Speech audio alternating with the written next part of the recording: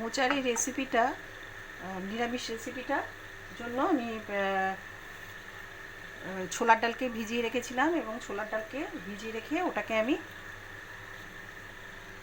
অল্প একটু আদা আর দুটো কাঁচা লঙ্কা দিয়ে বেটে নিয়েছি। বাটার পরে ওটার মধ্যে সামান্য জিরের গুঁড়ো, হিং, নুন, মিষ্টি মিশিয়ে আমি পেস্ট করে রেখেছি। এবার আমি বড়াটা ভেজে নেব। ফ্রাইং কড়াই বসিয়ে দিয়েছি। কড়াইয়ে সাদা তেল দিয়ে দিচ্ছি। সাদা তেল দিয়ে আমি এর মধ্যে বড়াটা ভেজে নেব।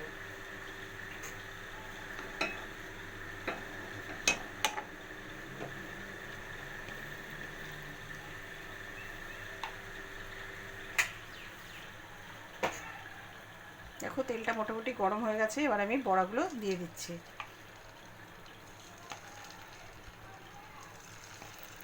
মোচার এই রেসিপিটা নিরামিষ দিনে অবশ্যই খেতে পারো।